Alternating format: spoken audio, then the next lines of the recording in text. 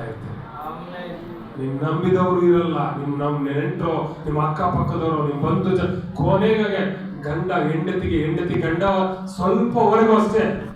ನಂತರ ಕೂಡ ಯಾರು ಇಲ್ದಾಗ ಇರುವಂತವನು ಒಬ್ಬನೇ ನಮ್ಮ ಕರ್ತನಾದ ಯೇಸು ಕ್ರಿಸ್ತ. ಹಲ್ಲೆಲೂಯಾ. ನಿನ್ನ ಕೊನೆಯ ಎಂದು ನಿನ್ನ ಜೀವಮಾನದ ವರೆಗೂ ಕೂಡ ಆತನೇ ನಿನ್ನ ಸಂಗಡ ಇರೋದು. ಹಲ್ಲೆಲೂಯಾ.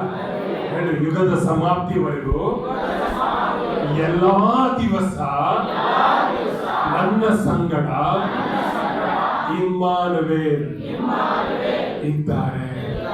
ನಾನು ಭಯ ಪಡಲ್ಲ, ನಾನು ಎದುರಲ್ಲ, ಯಾವ ಸೈತಾನ ಆಲೋಚನೆಗೂ ಅವಕಾಶ ಕೊಡಲ್ಲ. ದೇವರು ನಿಮ್ಮಲ್ಲೇನೋ ಒಂದು ಬದಲಾವಣೆ ತರ್ತಾ ಇರುತ್ತೆ. ಆಮೇಲೆ ಇನ್ಯಾವ ಬಿರುಗಾಳಿ ತುಫಾನ್ ಬಂದ್ರು ಅಲ್ಲಾಡಬಾರ್ದು. ಸುನಾಮಿ ಬರುತ್ತಾ ಬರ್ಲಿನ್ರಿ. ಯಾಕೆ ಬಂದು ಮುಳುಗುದೋ ಸತ್ತೋ ಎಲ್ಲಿ ಹೋಗ್ತೀವ್ರಿ? ಅದು ಖುಷಿ ಪಡ್ರಿ. ಹಲ್ಲೆಲೂಯಾ. 70-80 ಒದ್ದಾಡಿ ಬದುಕಬಹುದು. ಏನೋ ಬಂತು, ಮುಳುಗದ, ಈ ಶರೀರ, ಈ ಗುಡಾರ ಆ ನೀರಲ್ಲಿ ಹೋಯ್ತು, ಇಲ್ಲ ಮಣ್ಣಲ್ಲಿ ಹೋಯ್ತು. ಆದ್ರೆ ಆತ್ಮ ಎಲ್ಲಿಗೋಯ್ತು?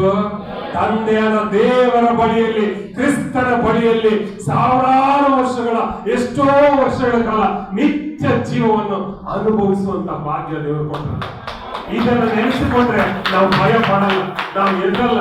ಇದು ಗೊತ್ತಿಲ್ಲ ಅಂದ್ರೆ ಏನ್ ಮಾಡೋದು? ನಾಳೆ ನೆಕ್ಸ್ಟ್ ತಿಂಗಳು ಏನ್ ಮಾಡೋದು?